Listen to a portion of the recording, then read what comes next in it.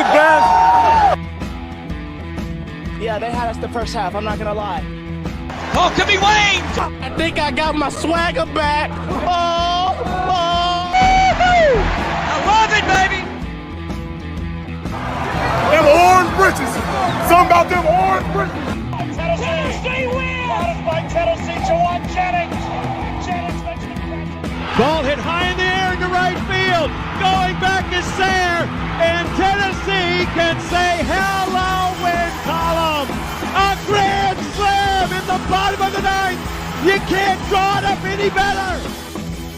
We just won a basketball game, and we're very happy right now. McGrath for the win. He got it. If you don't like college football and you watch this one, I'm not sure what your problem is.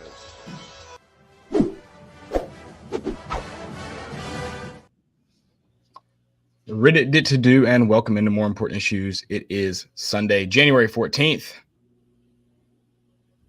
Tennessee picks up a win. It wasn't necessarily the prettiest, wasn't the most fun. I guess the end was fun, but it happened. A win is a win is a win is a win. It's good to be back here.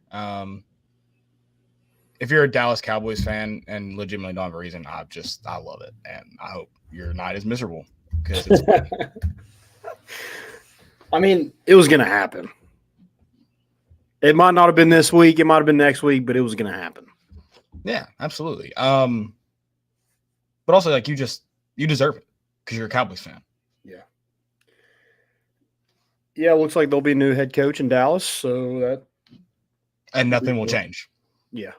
Even if they go get Bill Belichick. Still going to be Jerry Jones is Dallas, and he will always be Dallas. And cursed. Because of that, Dallas will always be Dallas. Yep.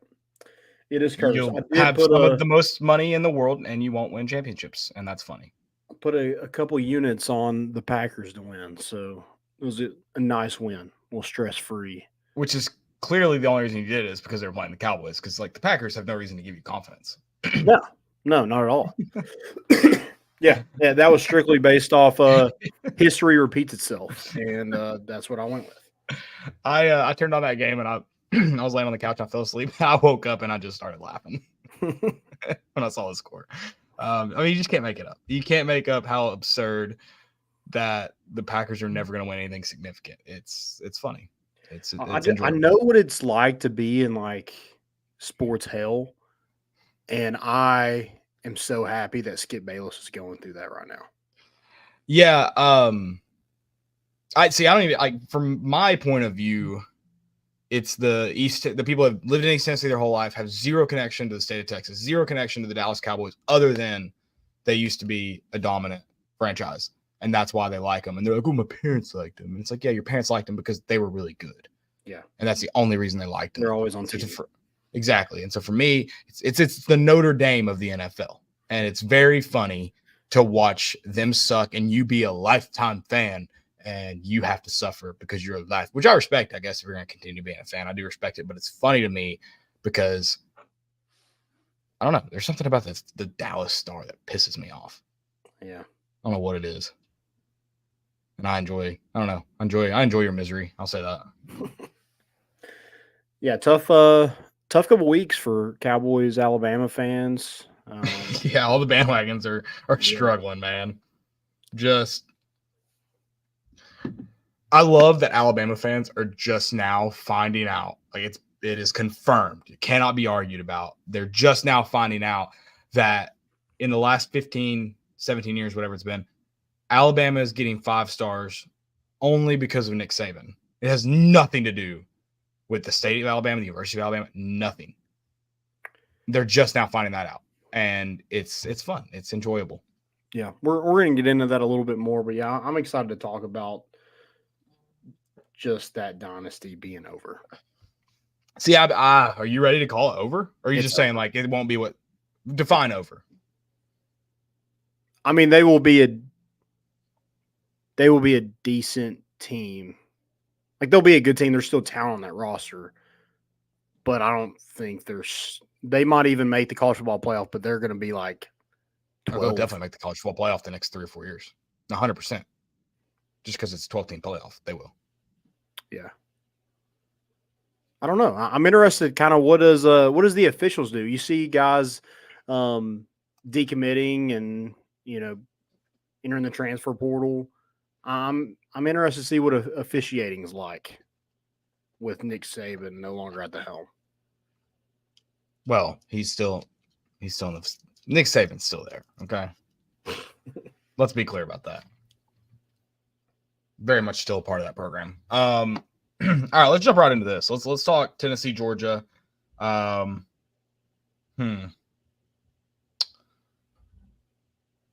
What? Was worried the hangover from Mississippi State. This team scared me early on. I'll say that. I was full on done with basketball in this, like early in the second half. Yesterday, I was done. Didn't want any more of it. Wanted to move on. Let's get it out of the way and get to baseball. I was done.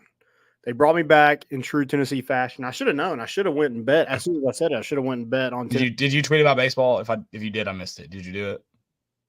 I did put a clip. No, Landon, you gotta put Twitter down. What? I put a clip of Blake Burke just hitting a home run. You can't. Yeah. What did you say last year? I can't remember. God, what was it? You got a hard time from some people. You declared either somebody dead or you tweeted about baseball early. I don't remember what it was. Hey, I will say this. There's never a bad time to tweet about Tennessee baseball. Maybe not angrily. And I didn't say anything bad about the basketball team. I just said 34 days. Okay. That's fair. It was factual, but I was over it. If you didn't mention like being ready to be done with basketball, I'll give you that pass. I just wanted to bless some timelines. That's all I was doing. I wish I could remember what you said last year. That got me. We just needed it. But yeah, Tennessee kind of. We just like stole it away from them. Yeah, it was like they were about to put the French fry in their mouth, and we just took it real quick and ate it. They don't stand on business, I believe is what the kids would say about Georgia. Yeah. The moment they started talking trash, it was over for them. They lost. Man, it's a Keep bad look for Demary. You hit 1-3. Your only 3 that you shot. You hit it, and you do a shimmy like you're Steph Curry. Yikes. Maybe you should shimmy a little bit more to the basket and not go on a 15-1 drought. Their last 5 minutes. Their scoring drought was baffling, honestly. It was one of the – They did win that. They did win the biggest drought. We had a 4-minute drought. They had a 5-minute drought. Which is classic Tennessee. Yeah. That's going to happen. That no matter how much things change, they always stay the same. Mm-hmm. But yeah, it's what an embarrassing look that and here's the thing too. They didn't play. Georgia didn't play bad the first 30 minutes. Like, it's not like it was all luck, but a lot of it was Tennessee failing to take advantage of things and just playing bad basketball. The stretch that started really going downhill with the flagrant foul that was what? It looked like a game that Tennessee couldn't win, similar to Mississippi State. They just weren't gonna be able to win it. And Georgia couldn't take advantage. And then what a bad look to start talking trash and then just get it shoved right back down your throat. Yeah. That's my favorite part about this whole thing is it seems like the moment I know there's trash talk that goes on the whole game, but the moment it like visibly became their jawing that they're upsetting Tennessee, that like, you could tell is very obvious what's happening on the court, was like the switch flipped.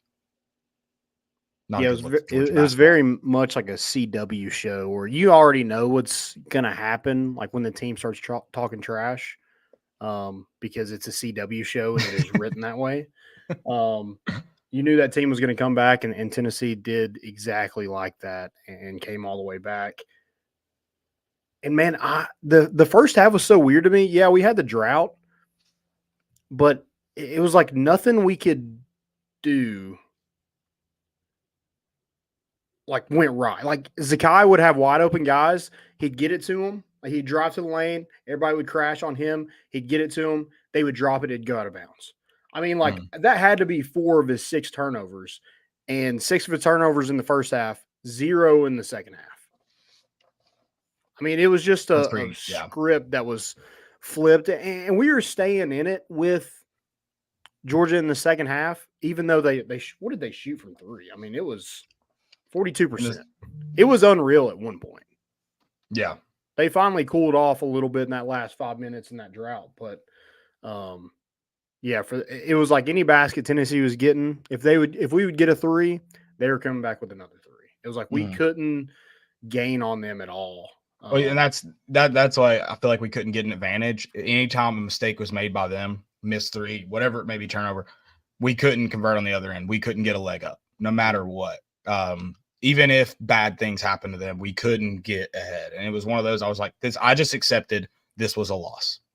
Yep. No matter what Tennessee did down the stretch, they could have made they could have played great defensively or they could have made offensive plays, but it just wasn't going to be enough, it seemed. Yeah. Another game. I mean, let's talk about Dalton Knecht before we kind of get into the bad, because there was quite a bit of bad in this basketball game. But as much bad as there was so much good for Dalton Knecht. 36 points. He had 28 on last week against Mississippi State. That's 32 points per game in the last 2 road games. That's unreal. He's that dude. He's that dude. And I love that Rick Barnes didn't come out and just say he reminds me a lot of KD. I can't remember the question that was asked. Maybe about toughness down the stretch or something along those lines. Who would you want the ball to go to? Is there anybody more than Dalton Knecht late in the game? And he's like, you got to remember, I coached KD.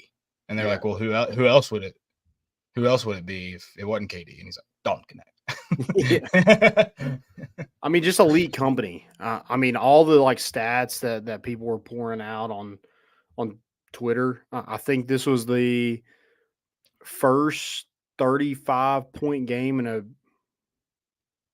2-game stretch, or two road games where you had 35 points each. He had that one against North Carolina. I think the last person that did that was Chris Lofton 18 years ago. Wow.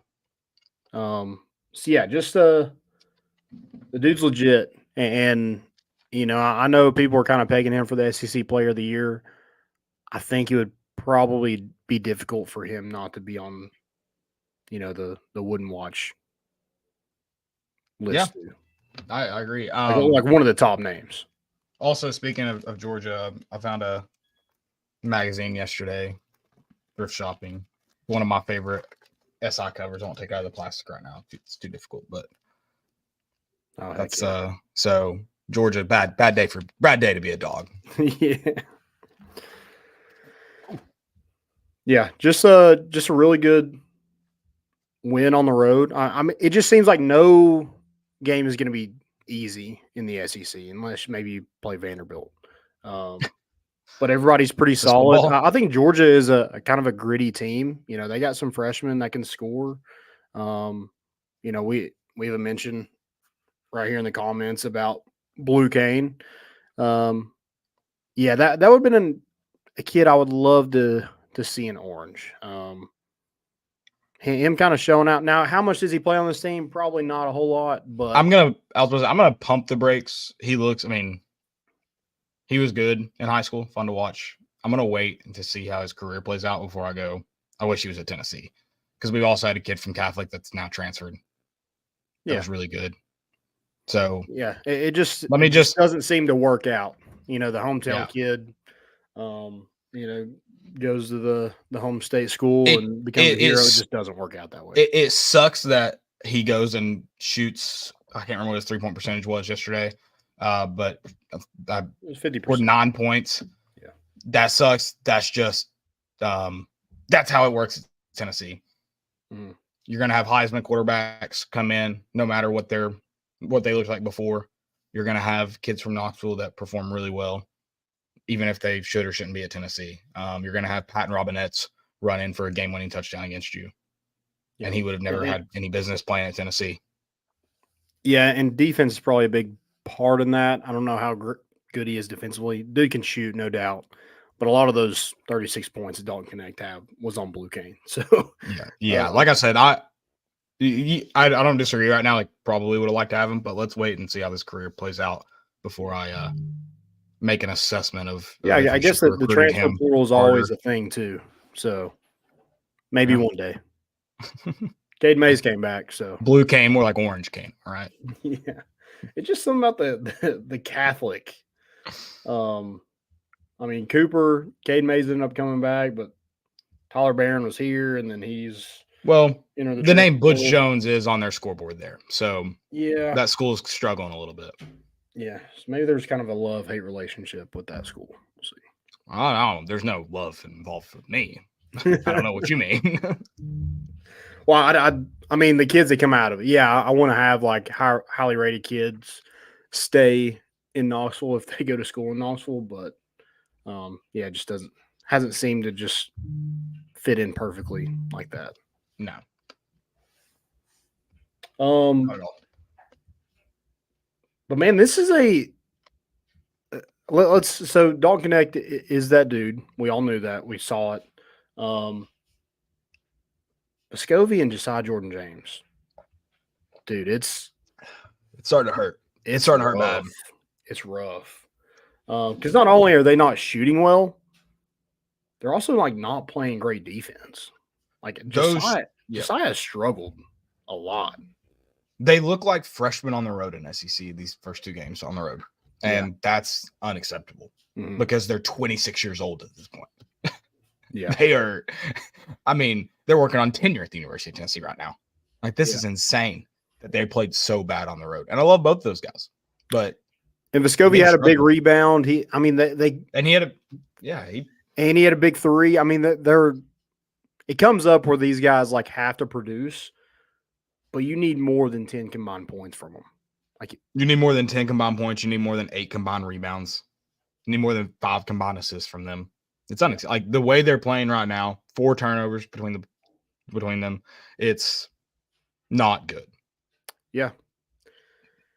Yeah, need to figure something out. I don't think we don't need them to score 20 points a game at all. No. Like, we just need them to be serviceable and complement Zakai and Dalton Knecht. Like, help them out a little bit.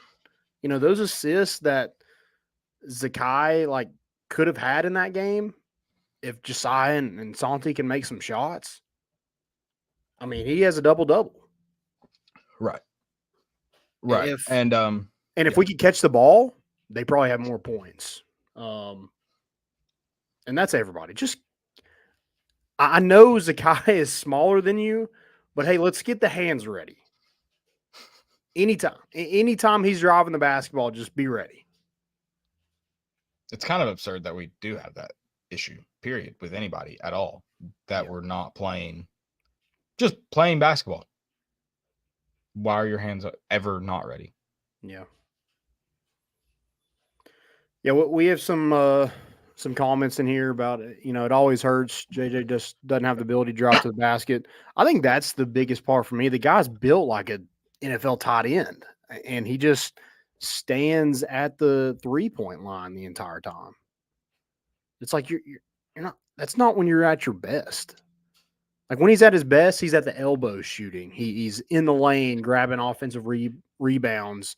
Cleaning up around the rim. That's when he's at his best. It's not him just shooting threes. So I don't know what's going on with him. That's the weird part, is he was playing probably the best basketball in his career, and then these past 2 games has just disappeared. So it's alarming because Dalton Knecht isn't going for 36 every game, and so we do have to have those 2 guys be a big part in this team. Yeah, it absolutely is alarming, and more so that they seem to be the guys that really can't play on the road. Yeah, right now. And even Jonas Adu played better this game than he did the other night. Ziegler didn't score as much as he did against Mississippi State, but he's still a guy that's helping carry your team along with Dalton Knecht's 36 points. Yeah. I don't know. I get more and more nervous. I mean, I'm glad Tennessee at least gets to return home. The 2-game road stretches are really going to scare me now from here on out because 2 just not wonderful performances. 1, and you at least found a way to win, and you played good at moments, so I'll give you that credit.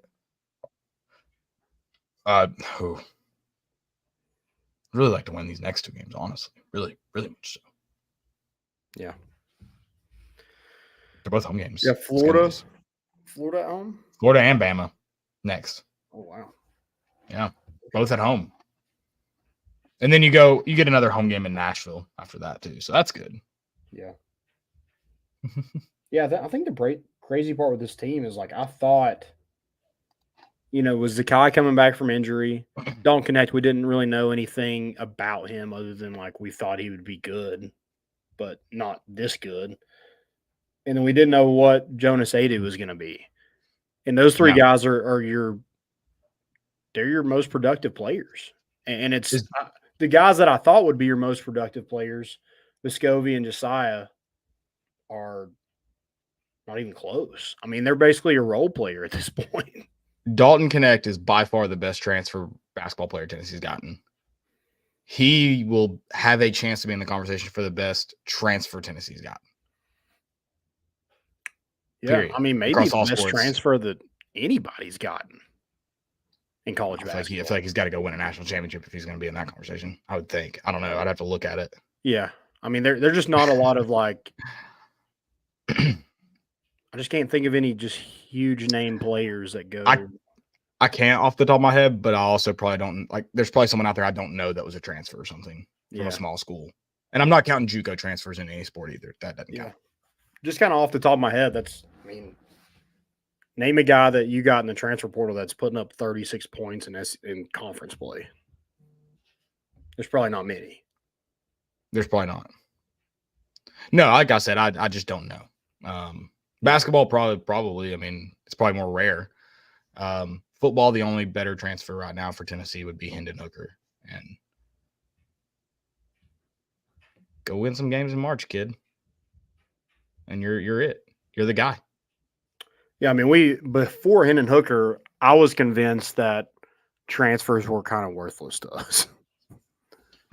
I mean, I besides a few people, I'm convinced they are. I mean, in a certain sport, we go and get all Americans, and they turn out to not even be able to field ground balls when they step foot in Knoxville. In some scenarios, basketball, you take guys that they aren't all Americans, but they're scorers, they're contributors that they can't hit the broadside of a barn. I don't understand it, and so I'm trying to think of like Chase Dolander was a big one. Zane Denton. I do forget. Yeah, Chase Dolander was I forget he's a transfer. Felt very JUCO vibe. But transfer, like but in football, I mean, there's no one besides like Brew McCoy. Brew's been a big contributor. Yeah, He's worked out. John Campbell's big. But yeah, the ones like before Valus kind of came around there at the end, but I guess Chase McGrath. I mean, he has. That's probably the biggest transfer actually. now you think about it. Yeah. All right, transfers work out. We're good. We're talking ourselves into it. I was negative. I was hard on them. I've got another transfer in mind this spring that I think could be huge too. I won't say any names yet. Starts with a V. Depends on how you look at it. Okay. Yeah. I mean, whatever you want to say. So we got a comment. DeLeon needs to take Gainey's minutes. Dude, that's one that's just baffling to me. I don't know if there's anybody on the bench that should play besides another guy that's been mentioned. That's a Walker. Meshack. Sorry, Meshack. I forgot about you. I don't 6 man. I don't consider him a bench player at this point. But he only played 7 minutes, and in that 7 minutes, he went on a 6-0 run by himself, and you didn't really see him again. Yeah. So I just don't. Just get the 7-man rotation going though, and leave everyone else behind at this point. Should a Walker get some of those Josiah minutes right now until he figures it out? Maybe. I don't know. I mean, you don't have to worry about a Walker standing at the 3-point line. I hope not. But Georgia went small, so it was going to be hard to play him. Jonas Yeah. 80 was giving you a lot. So, yeah, it was kind of difficult to play. You don't want to go big and kind of, the way they were shooting, we're kind of. Yeah, they definitely. I mean, Georgia made it challenging at times too. They didn't play incredible except for the first 10 minutes of the second half. They played really well. But yeah, I don't know. Yeah, It was, Gainey came in, shot the ball, missed it, just like every other game. And I hate that. Like I hate like making it so negative, but geez, yeah, but Freddie DeLeon also went 0 for 2 in his appearance, so he did. I mean, it's not a knock on really. I'm not like trying to knock you pull down either of the guys right now, but neither of them are really giving you anything when they're on the court at the present moment. No. Yeah, I think right now you're like, who's the better defender, and that's who's going to play more. And yeah. At this point, I don't really know, but I assume it's Gainey. Yeah, I think that one's playing more. I would say Gainey probably has a slight edge, but I don't think there's a huge difference. Yeah, no. No, yeah, Vescovi and Josiah Jordan-James are always going to give you a lot defensively. I agree, James. But for Tennessee to win ball games consistently on the road in the SEC because of their position on the team, being veterans on the team, they have to give you more offensively. And I'll give Josiah credit. 6 rebounds is huge. That is where he did impact yesterday. But I don't think he impacted there enough. I thought he could have played better there. And then across the rest of the board, I think he could have played better. But yes, they play good defense, and they're always going to play good defense. But because of who they are on this team, you need more than just good defense. Yep. Yeah, I mean, they're a big reason. Like when we took Dalton Knecht out in the first half, that's when Georgia went on their run. Yeah. I think they kind of smelled blood in the water a little bit with the struggles of Josiah and Vescovi, and us not being able to catch the ball for some reason. Right. Nathan Hunt, too, had a good point. Javonte Benton was a good transfer. He was more of a byproduct of just being a part of a really terrible, or not terrible. They weren't terrible, but not a great football team. Yeah. And he probably could have. He was a Tennessee kid. Probably could have came here in the first place. Right. And the only thing what was so good about Javonte Payton, he didn't get a lot of catches, but when he did, they were touchdowns. Yeah. No, I think he had like 7 touchdowns and like 14 catches or something like that. It was insane. Dylan, look up Javonte Payton's stats in 2019 and let me know what they are. Catches, yards, and touchdowns. It was 2019, right? No, that would have been 2021, right? No, he played with JG and Pruitt. I don't think so. No. What? Really? I don't think so. Oh. Yeah, I thought he was part of that 2021? Yeah, I think it was 2021. Okay. That may be right. I thought he was later. Just look up his stats then from 2021.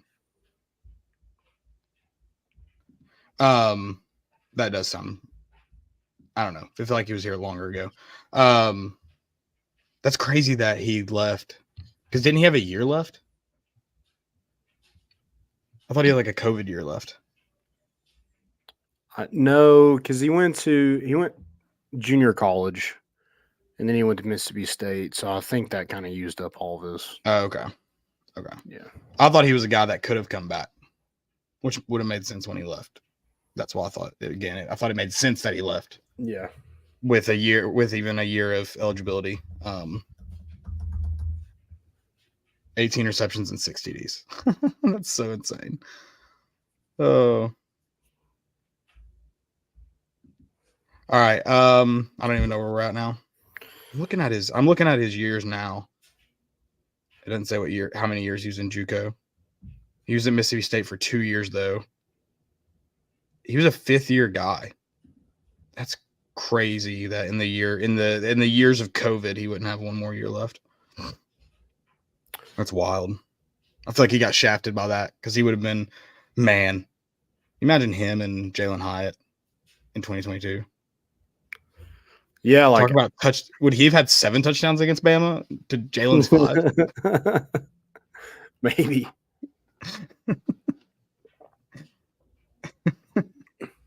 I think he actually tweeted I saw something today on Twitter about he tweeted a highlight of him scoring a long touchdown at Alabama.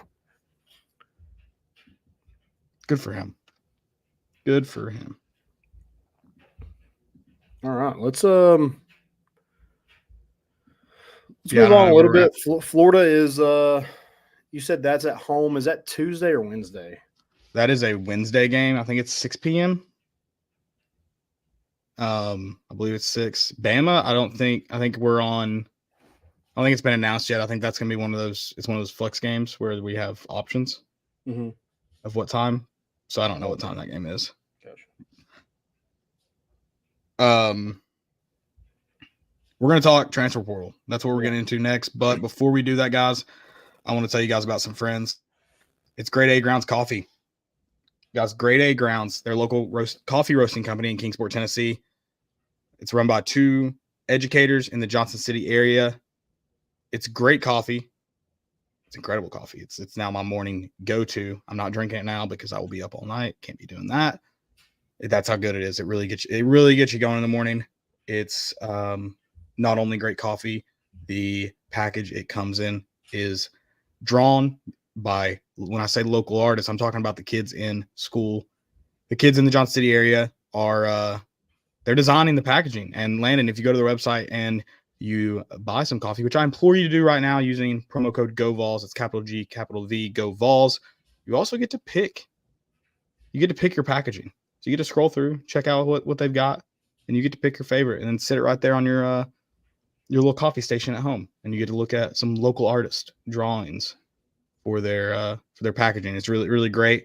So you are supporting local educators in more ways than one. You're supporting local children in schools because with every sale, Grade A Grounds is donating 5% to a nonprofit organization called Coalition for Kids in the Tri-Cities area. All of your coffee, all of your purchases of coffee is going to go back to the classroom. It's great. We love what Grade A Grounds is doing in the local community in the Tri-Cities, and they want to support more areas. The way to do that is to purchase and allow them to expand. So support great coffee, support great educators. Guys, go over to Grade A Grounds right now. Go check them out. Great friends. Buy some coffee. Use code GOVOLS. Let's see some of that. Let's see some of that money you're spending on coffee. Go to the classroom. Yep. Go check out Grade A Grounds. Love it. Florida is at 7. 7. Sorry. Okay. 7. Alabama's TBD right now. Give us a night game on a Saturday, baby. Also, let's give us a night game. Let's have Dalton Knecht not only just be a road dog like he is, scoring like 30 a game on the road. Let's have him do the same thing at home. I would love nothing more. Also, can we teach him to maybe like help our offense in football as well on the road? We just need to invite him, suit him up. I like that thought. That's a good thought.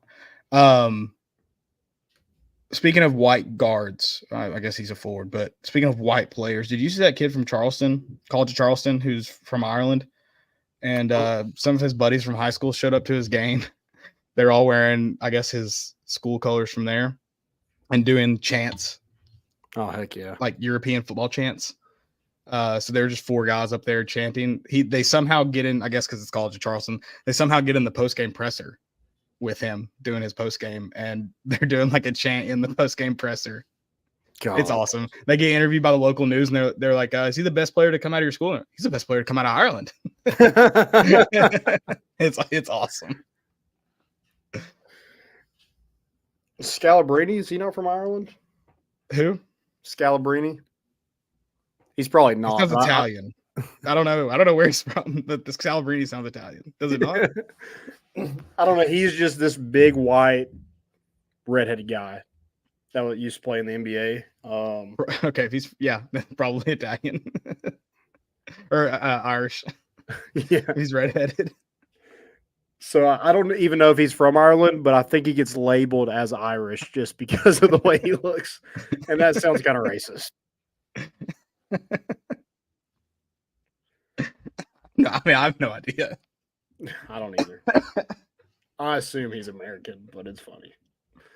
Oh, wow. That was quite the jump. We went from Irish to American. I think, yeah, Brian. He's actually just from America. Yeah. I think Brian's an Irish name. Oh, is it? Okay. I think so. I don't know. I feel like a lot of an Irish name. I think a lot of names are European. They have that background, but I don't know for sure. I don't know. I just don't. Why did I say that? I have no idea. Definitely has like Irish descent somehow. Okay, you do his 23andMe. Yeah. Where were we going? Oh, the transfer portal. Oh, he played for Boston. That's why you thought he was Irish. Yeah. Him and just the green. Yeah, it just. Yeah, he's from Long Beach, California. Landon's all redhead and green. He's like, that guy's Irish for sure. He's like, I bet he was a Notre Dame mascot at some point in his career too. Definitely had to be. He was just a little too tall for it. Yeah, they disqualified him only because of his height. Yeah. They're like, we're gonna have to cut you at the knees, brother.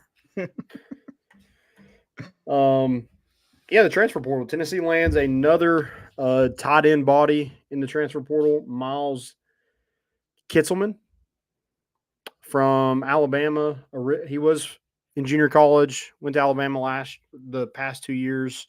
Had 2 catches for 18 yards. No production in 2023. Played a lot on special teams. I think it's just a body. 6'5", 250, a guy that can probably blocks a lot, I assume, if he's just on special teams. So, yeah, cool, I guess. You're just trying to build some depth there, and that's what that was. So, Yeah, absolutely.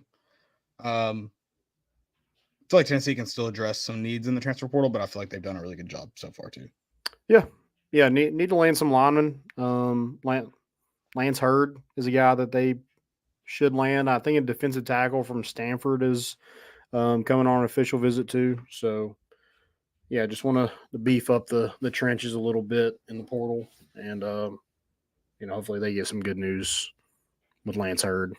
Maybe some George McIntyre, not out of the portal, but committee. Yeah. Yeah, James said a portion of our fan base is going insane waiting for her to pull the trigger. Yeah, they are. They're ready. They've heard it too long. Nice. If you will. Nice. Yeah. I mean, I don't really know what the holdup is, so I'm not going to sit here and try to act like I know. But that would be a huge get. Guy with 3 years of eligibility, offensive tackle. And then here's the thing with, John Campbell. He had some cryptic tweets. They found out that Lance Hurd may be committed or is waiting to make it official. You just figure it out. Your best 5, whoever it is, wherever you are. You figure out your best 5 and roll with it. And yeah, cryptic tweets aren't in the wrong way to say that. When do we stop looking too much into social media posts? I mean, Dylan Sampson in everyone's mind was gone. Yeah. At the end of this year. Jonathan Congo. Because of a tweet about coming. Jonathan Congo's was not about FIFA. I don't know what it was about. I don't know if it was about quitting the team. It wasn't about FIFA. It was not. Unless he just got waxed by someone. 14-0 beat. It wasn't about FIFA. And if it was, he should quit FIFA. He's right. If he tweeted that about FIFA, he should quit. He's not wrong. Dylan Sampson one was literally just a post about the song he had put with a picture of him in a Tennessee uniform. Everyone was like, gone. He's going to LSU. He's gone. He also did the cheetah thing too. Yeah. What do you mean? Earlier in the year when I don't remember if it was before the Kentucky game or after it. He did like a cheetah, getting out of the cage. Everybody's like, yep, he's transferring. He's gone. Yeah, some people just tweet to tweet. They're like, I haven't tweeted in a while. Probably need to do that, create some content a little bit. Hey, content don't sleep. So, no. They might be feeling themselves a little bit. You don't know what people are going through, so they just want to throw something out there. It doesn't have to mean anything. Just trying to hit the Twitter line. What do you just calm down? Yeah. And I think a lot of it sometimes is to get people fired up. Yeah, no, for sure. It's like, hey, watch this. I mean, that's Lane Kiffin. Yeah. Just tweets to get people fired up. Him responding to the Fox Sports Knox tweet yesterday was good. That's good Twittering. I don't know if you saw it. I don't think so. It was just a where were you on this day when Lane Kiffin left Tennessee, and do you remember where you were at or whatever? And he tweeted yes. As annoying as I found him, I was like, that's quality. That's good. Also, I remember exactly where I was at. Twitter was not really much of a thing. You had to use the actual internet on your phone unless you were rich and already had an iPhone at that point. It was very early on in smartphones. Very rare of anyone our age to have a smartphone at that point. And I had tweet notifications on my phone where I got the text message from people. And I got a tweet from, I don't even remember who, that Lane Kiffin was leaving. I told people in the student section at a basketball game, everyone said I was a liar. I wasn't true. They were very sad when they got home. Very sad. Yeah, I don't remember where I was either.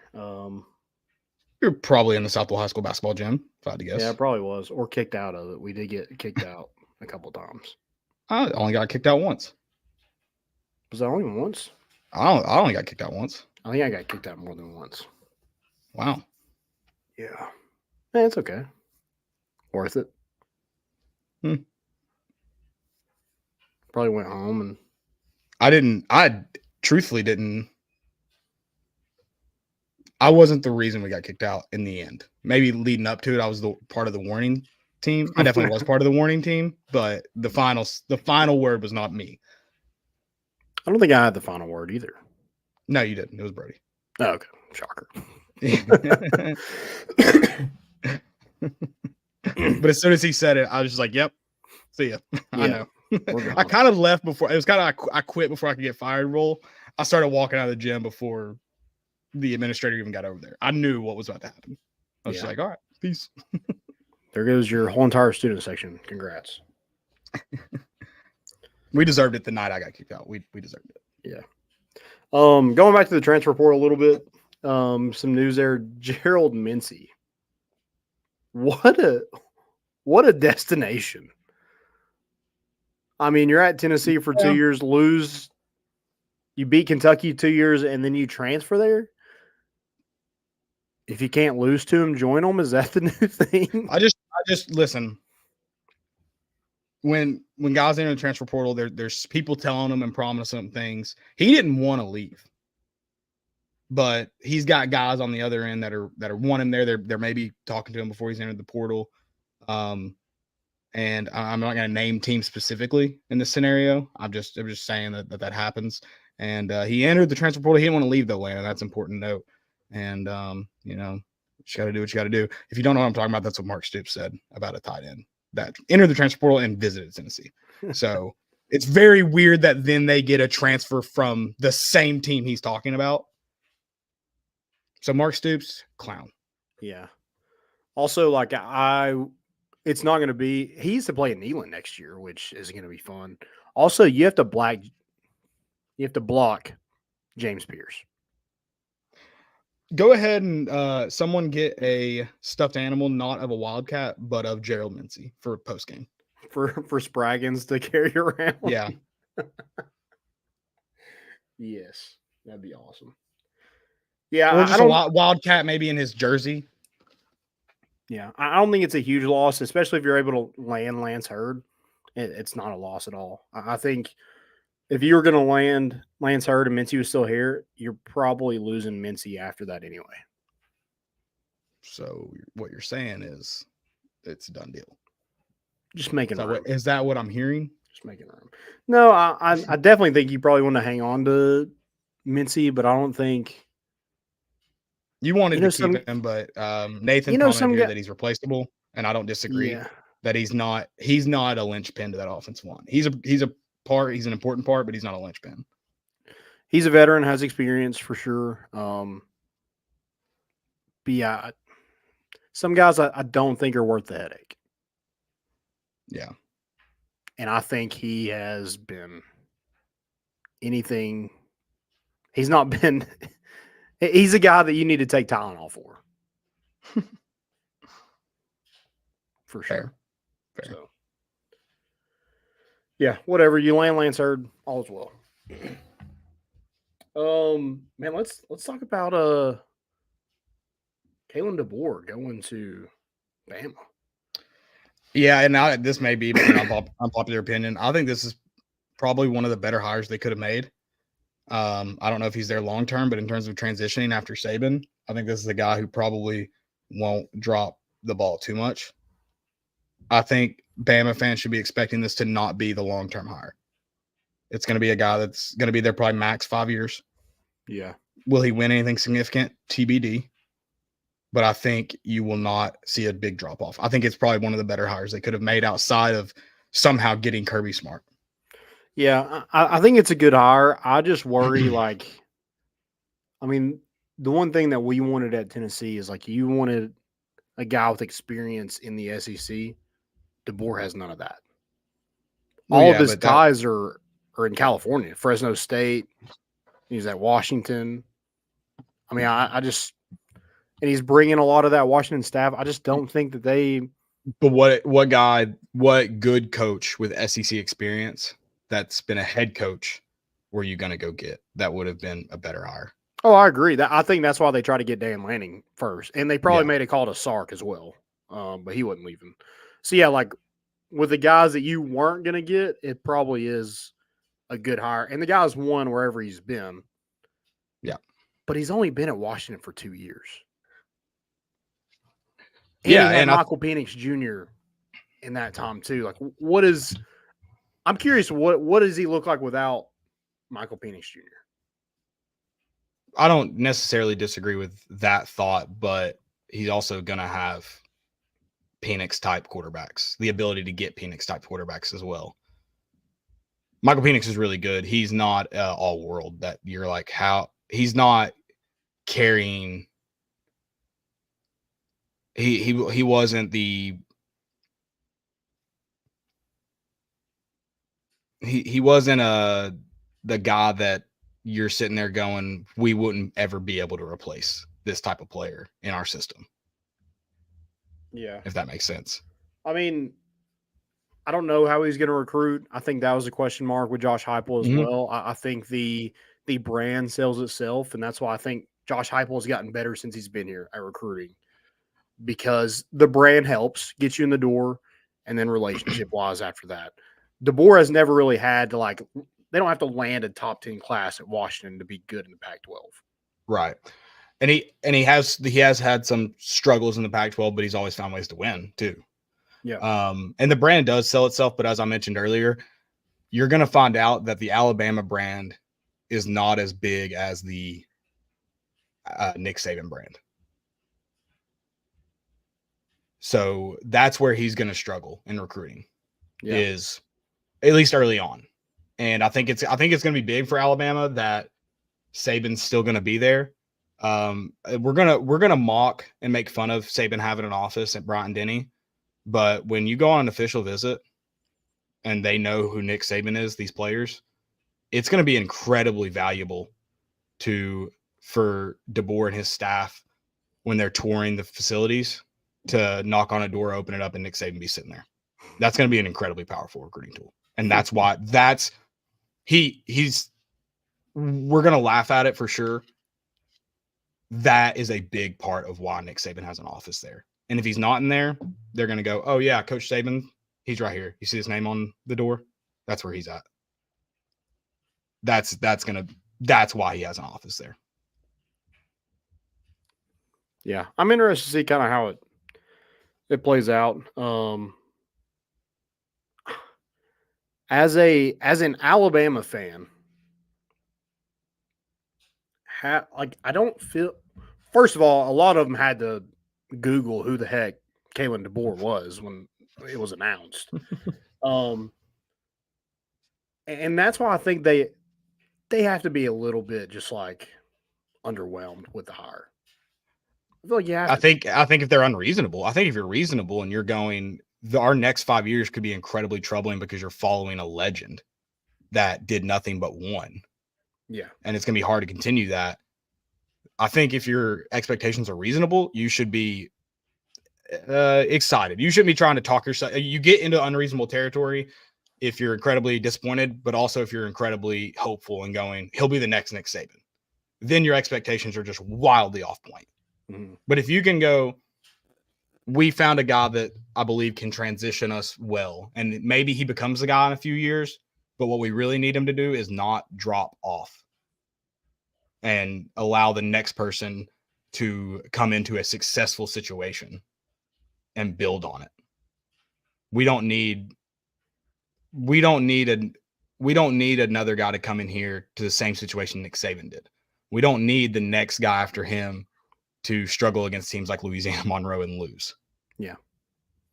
Then I think they should be happy with the hire. Filling up the entire airport tarmac, that's overkill, and that's where they're going to be really sad because they believe they've talked themselves into they have the next Nick Saban. Yeah, and like going to that thing, like it's the new coach, but there's got to be a little part of you is just like, man, we had our run and it's over. I think they should be viewing that in a sense. I was talking to one of my friends that's an Alabama fan about it, and I was like, I legitimately believe the situation that you're in, this is probably one of the better hires you could have made. I'm not saying he's the best hire because I think there are better quote unquote coaches for a lot of reasons. Some of what you named, the familiarity with the landscape of the SEC, but also the landscape of college football as a whole is changing anyways. So is there anyone going to be suited for it? Good question. I just view it as when we're looking at a transition this big, you have to find someone that is going to be able to build their own program that, and I'm like from a Tennessee perspective, if they could have found someone that could have just built something of a competitive nature. I'm not saying even like Derek Dooley didn't have to go beat in his 4 years, didn't have to go beat Alabama or Florida, but he needed to be competitive and he needed to not lose to Kentucky. He needed to not lose to Vanderbilt. He needed to recruit offensive linemen. Yeah. And yes. And he probably should have, I'm trying to remember some of those Georgia teams off the top of my head, probably should have beat some of those Georgia teams though.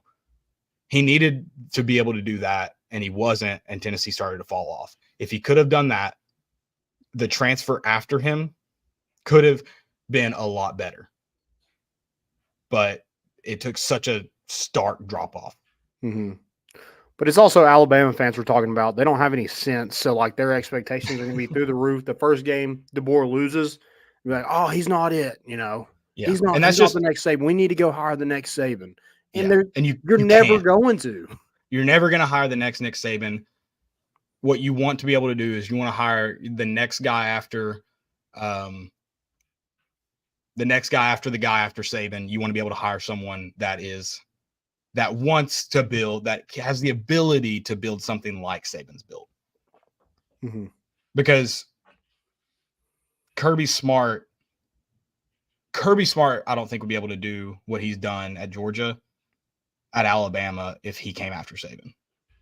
Yeah. He had the benefit of following up someone who built something strong and sustainable, but wasn't a legend and wasn't doing something completely unprecedented like Saban did. Yeah. Yeah, I mean, DaBoer, I think, has his work cut out for him a little bit, but I think he also has a lot better situation than a lot of first. For sure. No, he has a great situation. Yeah. I mean, he's got talent on that roster. No matter who's leaving, there's still talent on that roster. A lot more talent than, he's probably ever had at Washington. 100%. Or anywhere, really, in the Pac-12. So I think there's some ease to it, but I think if he's not able to sustain, like if he doesn't make the college football playoff next year, fan base is going to lose it. If he doesn't make a 12-team playoff, I would almost assume cut your losses. I mean, honestly, that you have, like you mentioned, you're going to have top 5 talent in the country no matter what. Mm-hmm. You should be in a 12-team playoff in the SEC. Yeah. And in the SEC, there's not a team next year other than one that you're sitting there going, they're going to be one of the best in the conference. Everything else now is kind of a toss-up. Because I couldn't tell you LSU with how much talent they have. With Brian Kelly, I could not tell you where they're going to be next year. Yeah. He has too many question marks every year. Defense. And then he loses a guy that, God, where would they be without Jaden Daniels? Yeah. Which brings me to I wanted to do this as a fail. Let me just go ahead and hit on it. Saturday Down South, they tweeted their early 2024 SEC coach rankings. Number 1, Smart. Number 2 is DaBoer. That's crazy. We haven't seen him. We haven't seen him play an SEC team ever, right? Well, they did beat Texas, I guess. Okay, yeah. I mean, if we want to call it that. Kelly at 3. Wild. Yeah, interesting. Brian Kelly's played an SEC championship because of the University of Tennessee. I just want to make that clear. Just to be clear. He would not have played in the SEC championship without Tennessee beating Alabama. Yep. Steve Sarkisian at 4. I don't think that's too insane. Maybe a little high. Probably not too insane. Then you have Kiffin and Drinkwitz at 5 and 6. Kiffin's at 5 because he's won a lot of games, but he's not won anything significant, which goes into my point of, and I don't think it's a bad ranking for Kiffin because I don't know who the best team outside of Georgia is going to be in the SEC next year because of coaching changes, because of massive roster turnover with the transfer portal. Drinkwitz at 6 is insane. Yeah, and a lot of people were just like, yeah, we're going to slow our roll on Josh Heupel because they've had like one really good year, but we're going to hype up Drinkwitz, who ran one good year, who ran a really good running back into the ground to do what he did this year. Yeah. Heupel at 7. Don't necessarily disagree with it. Guys in front of him are questionable, but probably in the grand scheme of things, just ahead of the middle of the road. Whatever. Cool. Elko at A&M number 8, probably kind of the same as Heupel. Who knows? He is at A&M with a really good roster, but still, we don't know anything about him. Yeah. Are we doing coaches or are we doing teams or it says coaches, but I am factoring in what they have, what they're going to have the ability. When I'm thinking about it, I'm factoring in what they're going to have. And I'll get into that actually in a second. Venables at 9. Stoops at 10 seems incredibly underrated, but I also don't know how you bump him up. Yeah, you haven't really won anything. Hasn't won anything, but he is working with a lesser roster than a lot of the SEC. So I don't know. Freeze at 11. The downfall of Hugh Freeze. How many spots does he jump up if he beats Alabama? Oh my gosh. God, Saban retiring after losing to Auburn would have been awesome. So thank you, Hugh Freeze, for just ripping that from our hearts. Beamer at 12 is just hilarious because he probably should be a little bit higher. He probably should be higher than Freeze and Venables at this point, and that cracks me up that he's at 12. That makes it funny to me.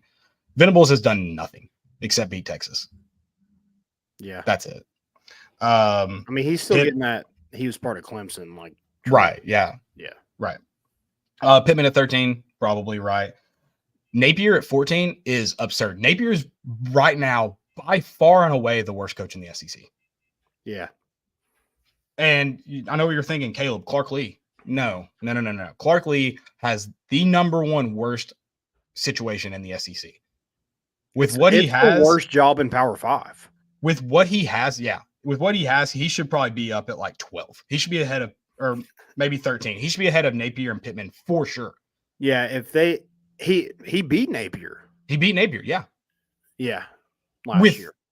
A awful roster. Uh-huh. Home field advantage, huh? All 14 students that stormed the field. That place was rocking that night, let me tell you. If you lose to Vanderbilt, I think you should like go down on those lists, and Clark Lee jumps you until you beat him like 5 times in a row. I think you should be relegated. We're talking promotion, relegation, relegated. Yeah, Group 5. Yeah, or Group whatever. I don't even know what it's called now. And then Jeff Levy at number 16. That just is kind of funny to me. I don't know why you have him that low, but again, don't really know where to put him at this point. But it is funny that he's that low, only because Napier should be behind him at this point. Yeah, Napier outside of Georgia and probably the 2 Texas schools, but even then, I would argue Napier should have the best situation of everyone in the SEC. And he's created one of the most just chaotic situations. I think is the right word to use, chaotic.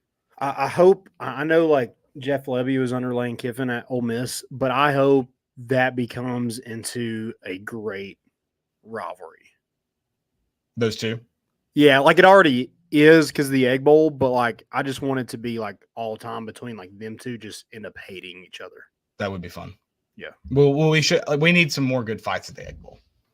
Yeah. Also, did you see the phone call that came out of Lane Kiffin turning down the Alabama job? Yeah. Yeah. First off, doesn't sound like him at all. He's so fake. And I love the thought of Ole Miss fans convincing themselves that their coach loves that school so much that he's yelling at his agent about finding him better paying jobs. Yeah.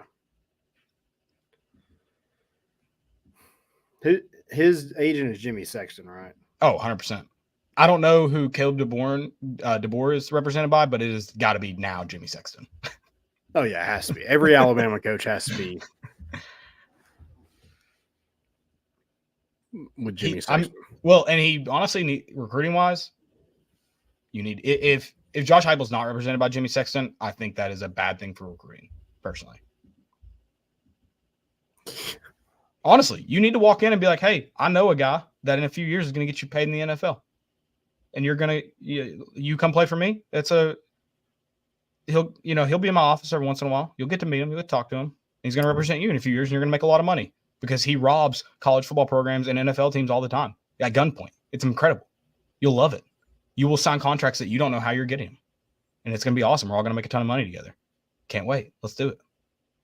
Yeah, I mean, just imagine how much he made off that Jimbo contract.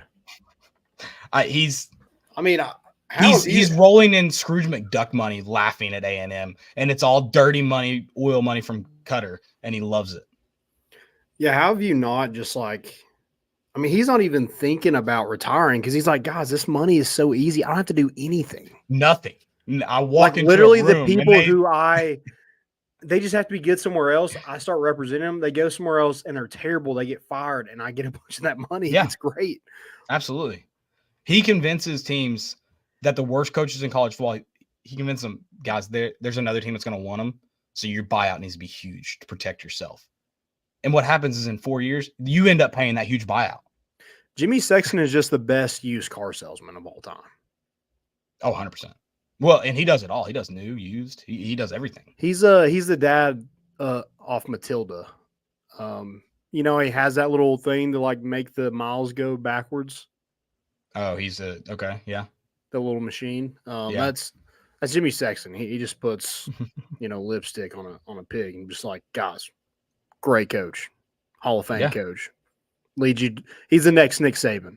I think he's just convincing all these teams. Jimmy Sexton is far and away more powerful and better at his job than Nick Saban. I might argue, of the people we know about in their careers, Jimmy Sexton might be the best at his thing than anyone else on the planet. And it all started with Reggie White. He's Jordan Belfort of college athletics. He's a Tennessee guy. We should benefit from him, and we don't. We get shafted by him constantly. Yeah. Throw us a bone, Jimmy. We'll name whatever. We'll name the new. It's Jimmy Sexton Stadium from now on. We should kidnap him and like torture him to like help us out. I'm not personally going to do it. We but should have to. He lives in. He's at home in Memphis. What are we doing? Oh, Jimmy.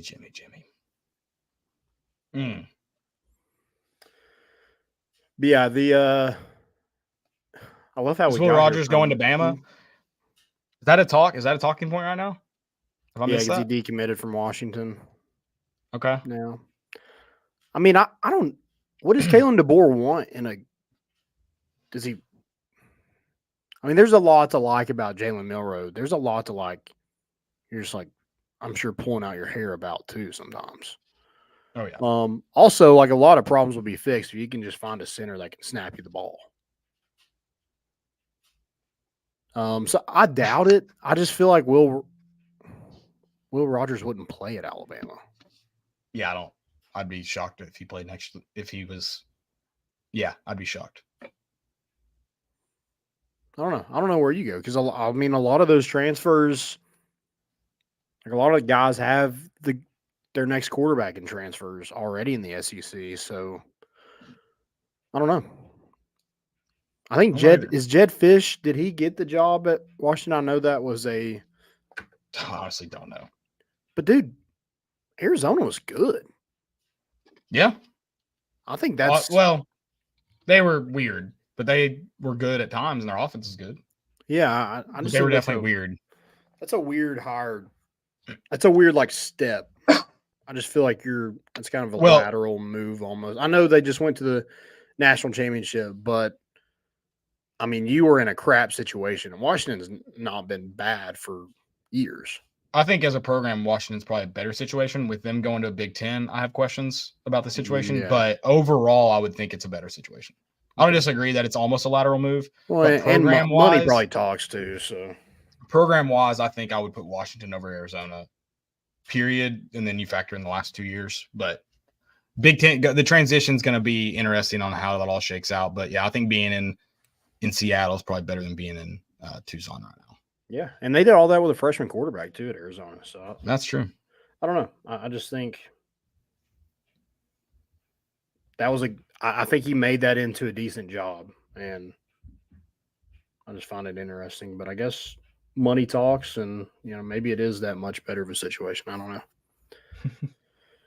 know. But DaBoer, I want to go back to DaBoer real quick. I'm just not. That's not somebody who just frightens me. It really doesn't, and I think it. All SEC teams, I think, are smelling blood in the water a little bit with Alabama. Knowing Nick Saban's gone, I mean, everybody was excited for a reason because he just ran college football the past, decade and a half. So I don't know. I'm just not – I'm excited about it because I think they take a step back. I don't think they recruit as well. No, I don't think they will either. No. I said the Nick Saban thing is a powerful recruiting tool. I don't think they'll recruit at the level he's recruited at. I just think it'll still be – they're not landing a 5-star just because Alabama offered them anymore. Yes, yeah. Again, I still think they're going to recruit well. I just think not at the level that Nick Saban has. Yeah, I think you got some guys that are going to recruit, and maybe he does recruit well. Who knows? I think he is retaining Gillespie, so that's probably going to be one of your lead recruiters. But I think the defensive coordinator is also from Fresno State, Washington. I don't know, just not a ton of coordinator coaching experience in this league that I think you're going to be just overly successful in the next 5 to 10 years with DaBoer. Yeah, no, I don't. And the good news, I guess, for Tennessee and really every SEC program is now the Texas and Oklahoma editions kind of make recruiting a little more interesting, if that's the right word. But the good news is I don't know if Georgia can get any richer than they are. So it's not like you see Alabama fall off and Georgia just gets a plethora. They've already been at such a high level. I don't think they can get any better, if that makes sense. Yeah, good thing there is a kind of sort of a cap on how many you can have on your roster. I guess you can sign however many you want to, but Right. Yeah, absolutely. Yeah. yeah, I'm just not scared of them. So bring it. Yeah, well, I think it's a good hire. I'm certainly would rather have him there. Than Also, Nick it did Saban. look like he was waving to like a group of people in a prison yard. The lining up at the airport thing doesn't look as good when you've got barbed wire around it. Yeah, maybe try to take a. It's all about context. Like let's make the picture. Maybe have a plane in the background or something. Just not just a fence with barbed wire and DaBoer's on the other side. I sense a little bit of divide there. You know, maybe that's. I'm just seeing into the future, but that's what it looked like to me. He wasn't with the people. He's not of the people. No. Does his first day at Alabama or his first week is Nick Saban gonna take him out and put him on the tube like he does the freshman?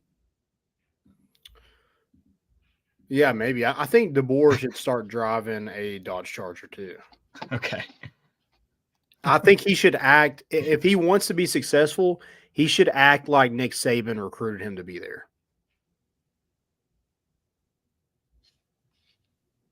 Okay. Yeah, I agree. I'm sorry, Dylan. I'm just seeing your chat. We played Bama at 11 a.m. on Saturday. That can't be right.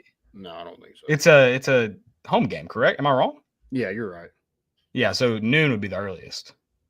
I think he might Not have 11 saw that, a.m. and he's in Nashville, so maybe. Oh, that makes sense. Okay. Yeah, they'll be posted in local time.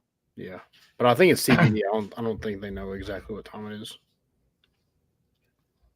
Sorry, I just saw the private chats done. Sorry. No, it was a bad schedule. Tough. Human resources guy getting a schedule wrong. You hate to see that. All right. Most important, or do we have any more questions? I know we've answered some in the chat. Do we get any more? I think that's all we got. All right. Most important. Before we do that, I do want to tell you about a good friend, Rowback.com. Guys, go check out Rowback. Great Q-zips, hoodies, polos, shorts, joggers, pants. Also have some women's wear. Just great overall. You want quality with your clothes. You know, I know price is a big point, but if you're just going to throw it away in a year, was it worth it? No. Go get quality with Rowback.com. Use promo code More Important Issues with 20% off your first purchase.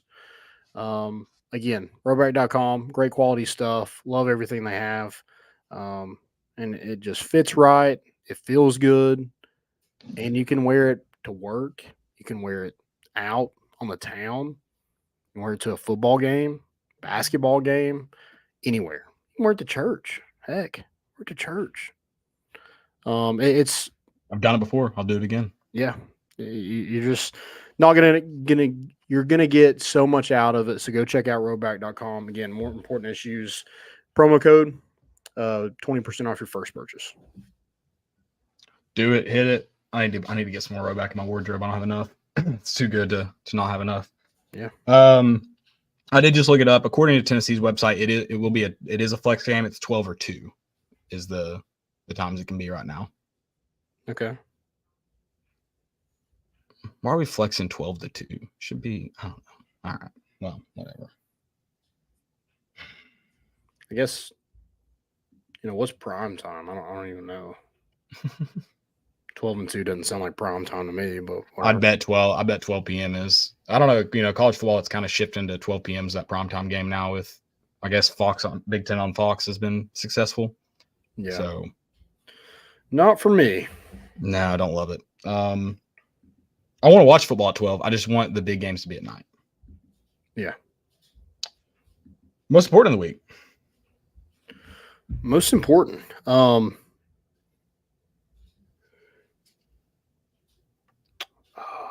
Dude, did you see Chandler Jones sing about Bill Belichick? Sing about Bill Belichick? Yeah. No, is it like in the arms of an angel? Oh my gosh, what's that's happening? so great. Do you have it? Let me see if I can. You gonna find it? Yeah. Okay.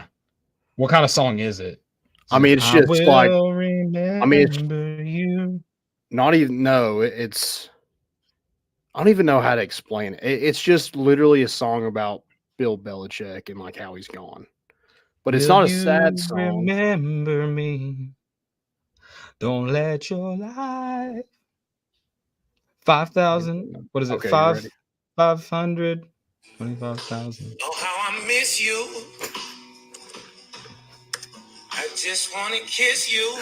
They just got rid of you. Oh, Bill Belichick. You didn't flatten that ball. It was Tom Brady. You didn't Spygate. You didn't Deflategate. He's innocent.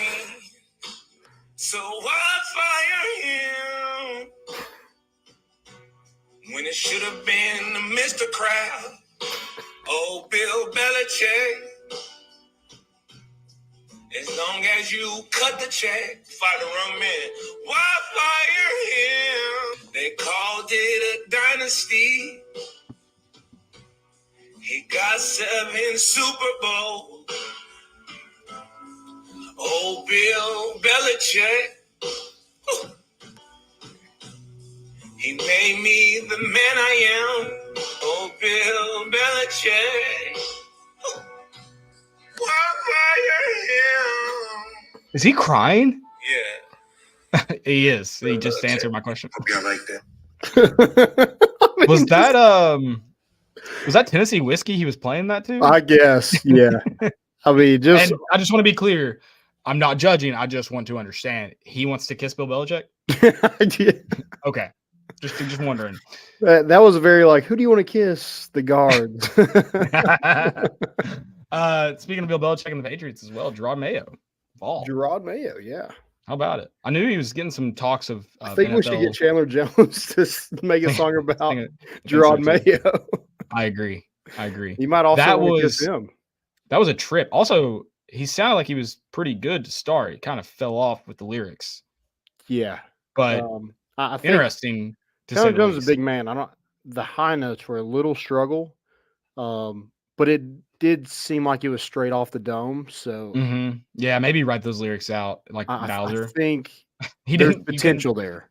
I don't think you could see the lyrics in his sunglasses. He Yeah. did not write those down prior. No, there is potential in that.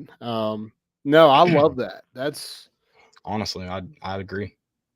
why fire him.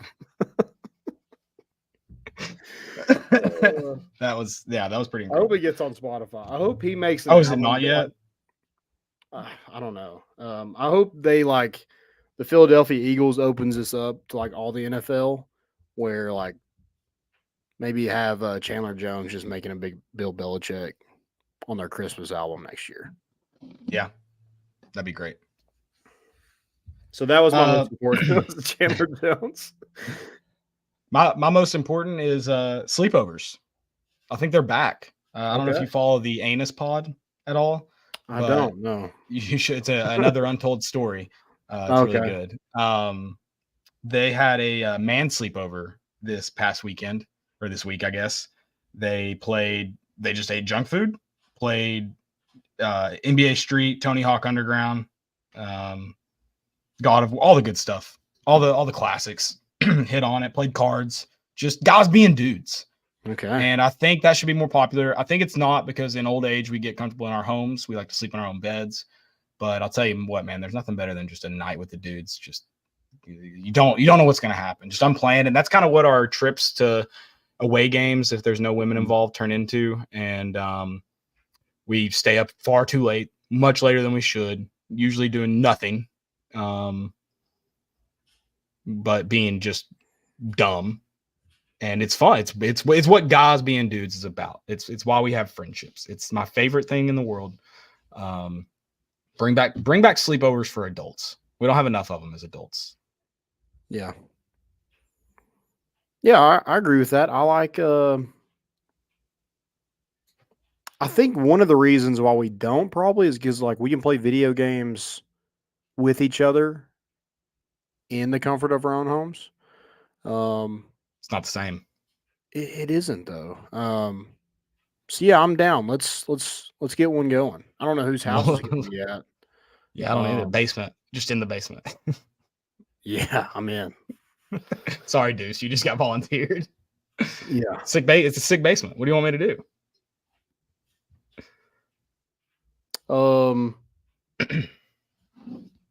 I have the weather at Arrowhead. Okay, I thought you just meant in general. Well, it is supposed to get the grocery stores.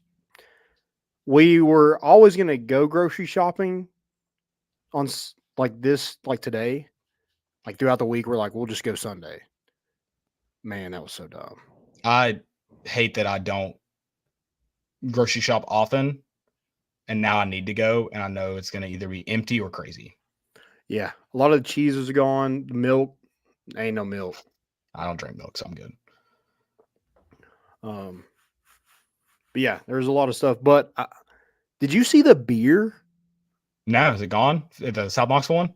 Oh no! Oh, okay. I'm talking at Arrowhead. Arrowhead. At Arrowhead. Yeah. Okay. Yeah, where it was like freezing over. Did you see that? No, little beer slushies.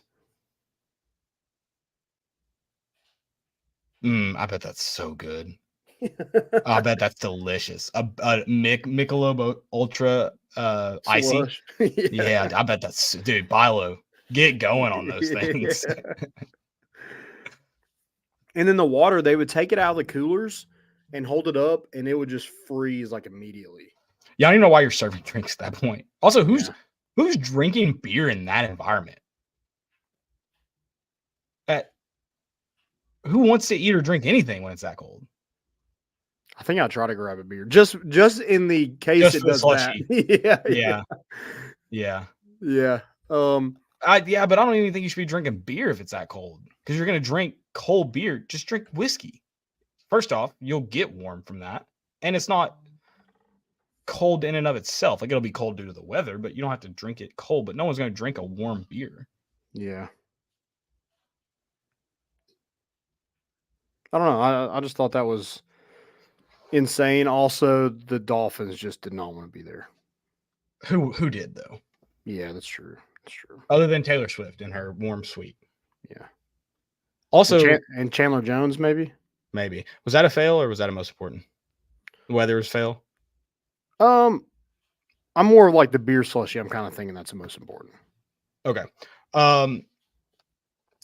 So fail. I got a fail, and it's Kansas City related. Someone tweeted about Taylor Swift, how annoying it was her being at a football game. Why does that annoy you? The grown men that have become obsessed with Taylor Swift over football is creepy, and honestly, borderline worse than the Swifties. Yeah. I do get that. Like, she doesn't have to be shown 30 times throughout the entire game. I get it. Right. But if you keep tweeting about it, that means they think that's what you want to see, because they don't see your tweets. They just see that she was mentioned. So shut up. Yeah. And like, they're like, the videos going around is like her dancing to swag surfing. Everybody in the stadium is doing the same thing. Yeah. I'm thinking it's more annoying if she didn't dance to swag surfing. Honestly, you're like, have fun. You're at a football game. Yeah. Also, if you don't dance to swag surfing, you are just the worst individual of all time, or are too old to know what it is. If we're getting into dancing and music at football and how it's been ruined, Sterling Pearl has been far more detrimental to that sport than Taylor Swift has. Yeah. It's also I find the guys that get mad about how girls care about football or like football or go to football games, that get annoyed by that, are really weird. And I don't know. Just, it's very strange to me that you're like, why would a girl care about football? Yeah, it's like you're struggling with your own like masculinity. I guess. and they think that girls can't understand football. Oh, I'm sorry. Your high school playing level really made you far more educated in the sport than anyone else. I'm sorry. Right. I hate to hurt your fragile ego there. You know a lot about it. Tell me more about the quarterback position. You probably understand more than her. Because there's plenty of people, both men and women, that don't know anything about football that still talk about it. It's not really a woman thing. It's more of just a human being thing. It's just very strange to me. It's very strange. I have been bothered by both men and women in football stadiums and the way they've acted. Probably far more men. Oh, by nature of the demographic, yes. Percentage-wise, I'd say it's about the same, but by nature of the demographic, numbers-wise, far more men than women. Yeah. Also, like, I mean, I don't understand why people care so much about what other people do. Like, I would be, if they showed her and she was just like had her back turned and Travis Kelce was scoring a touchdown, I'd be far more, upset about like her being at a football game in the box and not enjoying it than her dancing the swag surf. Yeah, then you're like, why are you there? And I'm okay with being mad about that because that is Yeah. annoying when people are at football games and don't care. Yeah. And if you care and you're dumb about it, is it annoying? Sure, but at least you're cheering and being loud and obnoxious like you should be at a football game. Exactly. Rather than sitting down on your phone, not dancing to swag surfing. Yeah. And then also simultaneously complaining that the Pearl won't stop eating the mic. You have to complain about that too. It's a rite of passage. But yeah, if you really don't like seeing Taylor Swift on TV, stop tweeting about it because they don't read your individual tweets. They see the hits on the name Taylor Swift and they go, oh, this is what the people want. Yes. I don't know if that's hard to figure out. You think there's someone reading every tweet trying to find out what you like? No. Stop saying her name. I won't stop. I love Taylor Swift, but stop saying her name. Yeah, just let her live. Speaking of which, I don't know if that jacket's been a thing, but the jacket her and Brittany Mahomes were wearing, I might start wearing jerseys again. That was sweet. Did you see it? I don't think so. It's a jersey, essentially. It kind of has like a hockey jersey look because it's long sleeves and thick, but it's a jacket. Very cool. Mm. Okay, I'm in. Yeah. Me and number 15. I'm wearing it.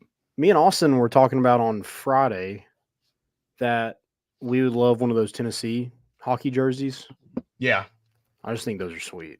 Speaking of our boy Deuce, I also found this magazine in my thrifting. Oh, nice. Casey. And? Is that? It was Casey's why I showed this to you. I was just curious if you knew. I asked Jen if she knew. She didn't, unfortunately. I'm trying to think of. Is that Jansen Jackson? No, that is Kelly Washington. Oh, Jansen was number 15, but he was much later. Okay. Yeah. Kelly Washington. On future. On the back, we also have Jason Witten, Will Hoffenhazel, I believe I say his name. Okay. Jabari Greer and Rashad Moore. Mm. I also found a poster with the 2001 team, and your boy Bobby Graham sitting front row, number 11, and that man has not changed a bit. It's incredible. Oh yeah, he's just like fine wine. He doesn't exactly look 40 at that age, but he doesn't exactly look 40 now. He's just it's just a good look. He's a dude. Clean cut. Yeah. Yeah. He is. I mean, still bald. Yeah. Good for him. Good for him. I have one fail, and it's the Lincoln Police Department. Lincoln. South Lincoln, I think in Nebraska. I assume Okay. it's snow. They arrest another football player. It was at Home Depot, and these cops run up. This guy is just plowing through the parking lot with a skid steer. Okay. And then the cop, like he's plowing through cars, and then the cop just drives up to him. What does he do? He just plows through the cop. It's an awesome video to see because it's like in the snow, like the cop's like sliding and like trying to he's turning his lights on. Like, I guess he's trying to chase him, but the guy's just like, I can turn around like in this thing, like no problem. And you're like sliding, and he just keeps like running into the cop with the skid steer. It's so awesome. Yeah. Yeah. That does kind of rock. That's a most important fail though. Oh, the fail's on the police department that couldn't handle it. Okay. Yeah. That kind of dude's kind of rock in that scenario though, right? Yeah. It's like, I don't know. It just seems like, this guy has a bomb. Let me run up to him. Just like he's plowing through the whole parking lot, and you drive right up to him. What do you expect him to do?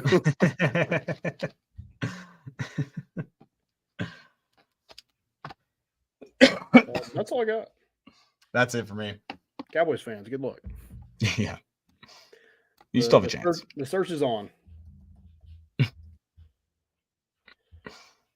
All right. Anything else? That's it for me. Awesome. That's all I got.